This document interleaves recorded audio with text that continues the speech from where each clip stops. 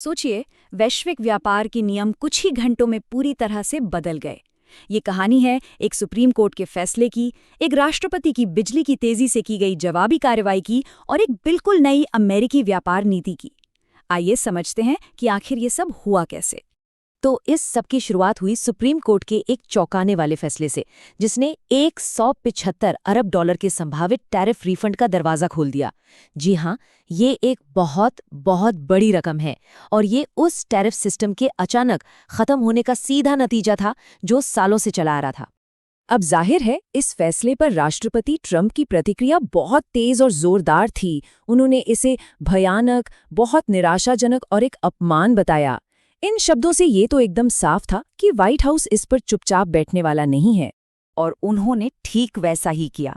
फैसले के कुछ ही घंटों के अंदर व्हाइट हाउस ने एक नया एग्जीक्यूटिव ऑर्डर जारी कर दिया, जिसमें लगभग सभी इंपोर्ट्स पर 10% का एक नया ग्लोबल टैरिफ लगा दिया गया। बस एक झटके में अमेरिकी व्यापार के सारे नियम फिर से लिख दिए गए। लेकिन सवाल ये उठता है कि कोर्ट ने आखिर ऐसा फैसला सुनाया ही क्यों? इस इतने बड़े नीतिगत बदलाव के पीछे की वजह क्या थी? इसका जवाब सुप्रीम कोर्ट के एक बहुत ही अहम मामले में छिपा है। देखिए, जो पहले के टैरिफ थे वो 1977 के एक कानून के तहत लगाए गए थे, जिसका नाम है international emergency economic powers act, या शॉर्ट में IEEPA।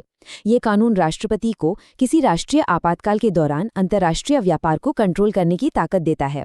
लेकिन 20 फरवरी को सुप्रीम कोर्ट ने 6-3 के बहुमत से ये फैसला सुनाया कि राष्ट्रपति ट्रंप ने इन टैरिफ को लगाने के लिए IEEPA का इस्तेमाल करके अपने अधिकार से बाहर जाकर काम किया है।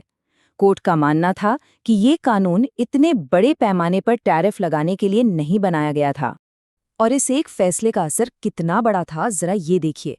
इसने कई तरह के टैरिफ रद्द कर दिए, जिसमें ज्यादातर पार्टनर्स पर लगा 10% का बेसलाइन टैरिफ, चीन, मेक्सिको और कनाडा पर 35% तक का एक्स्ट्रा टैरिफ, रूसी तेल इंपोर्ट करने पर भारत पर लगा 25% शुल्क और कुछ ब्राजीलियन प्रोडक्ट्स पर लगा 40% टैरिफ तक शामिल था। अब कोर्ट के इस फैसले से एक तरह का कानूनी वैक्यूम पैदा हो गया था, जिसे भरने के लिए सरकार ने बहुत तेजी दिखाई। उनकी तत्काल प्रतिक्रिया थी एक नई 10% की योजना। यहाँ सबसे हैरान करने वाली बात यह है कि ये सब कितनी तेजी से हुआ।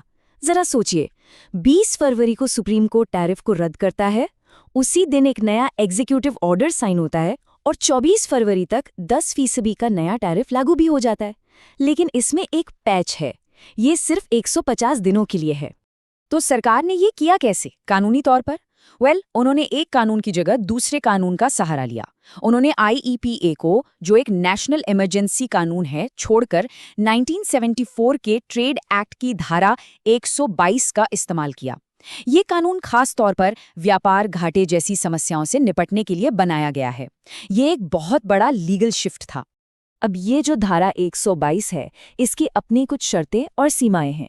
इसके तहत 15% तक का एक टेम्परेरी इंपोर्ट सरचार्ज लगाया जा सकता है, लेकिन सिर्फ 150 दिनों के लिए। और सबसे जरूरी बात, इसे आगे बढ़ाने के लिए कांग्रेस की मंजूरी चाहिए होगी। तो हर बड़ी पॉलिसी की तरह असली कहानी तो इसकी बारीकियों में छिपी है।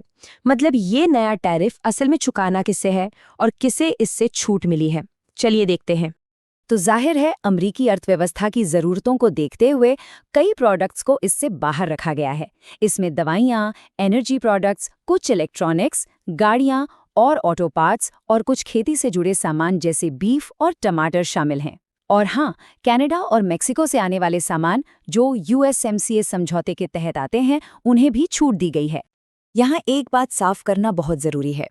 स्टील और एल्यूमिनियम पर जो टैरिफ लगे थे वो अलग कानूनों के तहत लगाए गए थे, इसलिए वो अभी भी लागू हैं। सुप्रीम कोर्ट के फैसले या इस नए ऑर्डर का उन पर कोई असर नहीं हुआ है। अब इस पूरे बदलाव का एक बहुत ही दिलचस्प और शायद अनपेक्षित नतीजा भी सामने आया। वियतनाम, भारत और यूरोपीय संघ जैसे कई प्रमुख ट्रेडिंग पार्टनर्स के लिए ये नया 10% का फ्लैट टैरिफ असल में पहले के ऊंचे टैरिफ से कम हो गया है। ये इस पॉलिसी का एक वाकई में हैरान करने वाला पहलू है। तो ये तो हुई अब तक की कहानी, पर अब सवाल उठता है कि आगे क्या होगा? इस अस्थायी नीति का असली और दूरगामी असर क्या होने वाला है? देखिए, सबसे पहली और सबसे जरूरी बात जो हमें समझनी है वो ये कि ये जो 10% का नया टैरिफ है, ये कोई परमानेंट पॉलिसी नहीं है। ये एक टेम्पररी फिक्स है, एक जुगाड़ है, जिसे अदालत के फैसले से पैदा हुए कानूनी गैप को भरने के लिए बनाया गया है। और इसकी जो 150 दिन की लिमिट है, वो सीधी सीधी अमेरिकी ट्रेड पॉलिसी का भविष्य कांग्रेस के पाले में डाल देती है। कोई भी लॉन्ग टर्म समाधान, चाहे वो इस टैरिफ को बढ़ाना हो या इससे बदलना हो, उसके लिए अब संसद से कानून पास करवाना होगा। तो हम इस पूरी चर्चा को एक बड़े सवाल के साथ खत्म करते हैं। ये नया टैरिफ 150 दिनों का एक अस्थायी समाधान है।